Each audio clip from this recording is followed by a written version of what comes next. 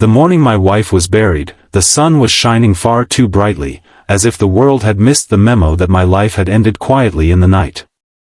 I remember standing beside her grave, my shoes sinking into the soft daytime grass, feeling like I was the only shadow left in a place filled with light.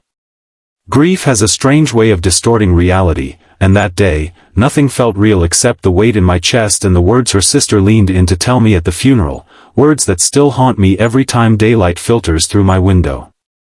Before the story unfolds any further, take a moment to pause. If you believe in kindness, in second chances, and in the quiet power of compassion, please like this video, share it with someone who might need it, leave a comment, and subscribe to the channel Kindness Journal. Sometimes, one small act of support can ripple farther than we ever imagine. My name is Adrian Cole, and until that morning, my life had been built around my wife, Mara. She had a way of making ordinary days feel intentional, like even a simple Tuesday afternoon was worth paying attention to.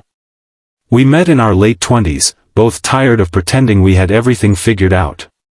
She laughed with her whole body and believed deeply in daylight, in starting over every morning no matter how heavy yesterday had been. When illness took her, it did not arrive dramatically. It crept in slowly, stealing her energy, then her voice, then her future, until one quiet dawn, she was simply gone. The funeral was held under a wide blue sky, the kind Mara loved, filled with sunlight and soft wind, and it felt cruel that the world looked so alive when she was not. People came and went, offering condolences that blurred together. Faces I recognized from different chapters of our lives nodded at me with sympathy, and I nodded back, performing the role of a grieving husband because it was all I knew how to do. Mara's sister, Eliza, stood a few steps away most of the time, watching me with an expression I could not read. Eliza was different from Mara in almost every way. Where Mara was warm and open, Eliza was quiet, observant, the kind of person who carried thoughts like secrets. We had never been particularly close, though there was no hostility, just a polite distance maintained over years of family gatherings and holidays. It was near the end of the service, in the bright middle of the day, when Eliza finally approached me. Her face looked paler than usual, and her hands trembled slightly as she reached for my arm.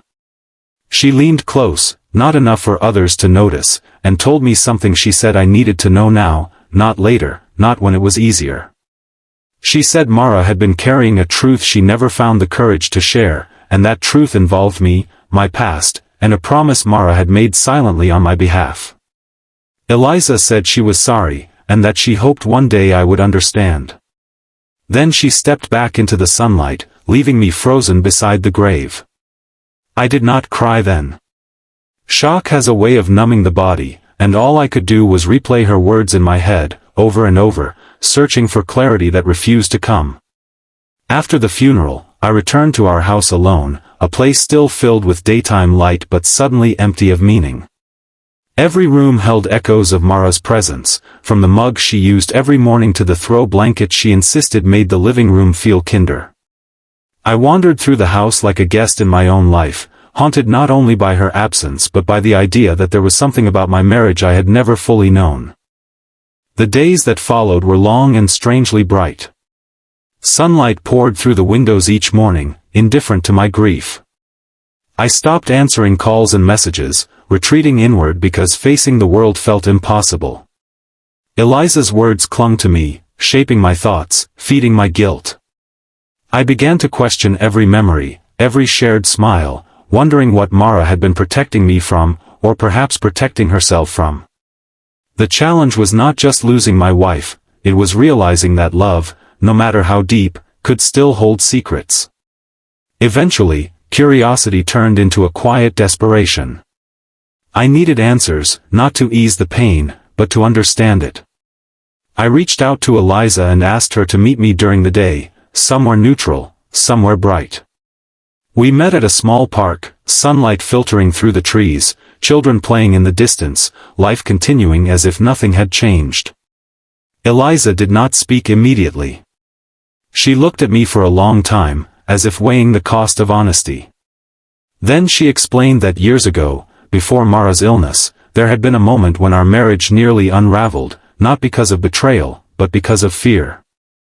Mara had discovered something about my past that could have altered the course of our future, and instead of confronting it, she chose to protect me, believing that love meant carrying the burden alone. Hearing this was like reopening a wound I did not know existed. I felt anger, guilt, gratitude, and sorrow collide inside me. My struggle became internal, a battle between resenting the secrecy and honoring the sacrifice. I realized that Mara's greatest act of love had been her silence, her decision to give me a life unshadowed by mistakes I had once made but long since moved beyond. Eliza told me Mara had asked her to tell me only after she was gone, believing that daylight would make the truth easier to bear. In the weeks that followed, something began to change. Grief still sat heavily on my chest, but alongside it grew a new understanding of love's complexity. I started taking long walks during the day, letting the sun warm my face, thinking about the choices Mara made and the life we shared.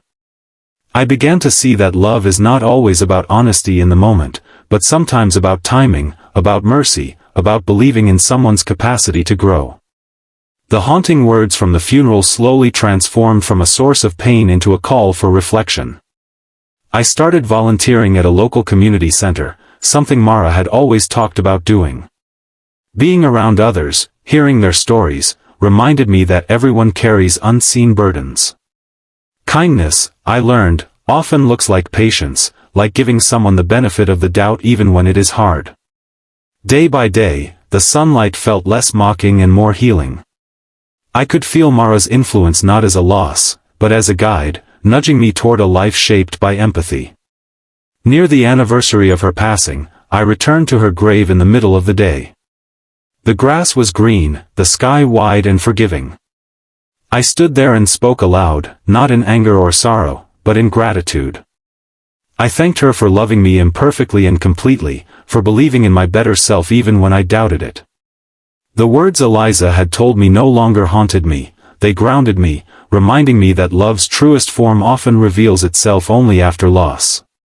If this story has touched your heart even a little, please take a moment now to like this video, share it with someone who might need hope, and leave a comment. Your engagement helps stories like this reach others who are quietly searching for light. And before this story ends, here is a special request. Please comment below and share what kindness or second chance has meant in your own life. Your words might be the encouragement someone else needs today. As I walked away from the grave, the sun warm on my back, I realized that while my wife was gone, her love was not. It lived on in the choices I made, in the patience I offered, and in the understanding that every day, no matter how heavy, arrives with light. And sometimes, the truths that haunt us are the very ones that teach us how to live again.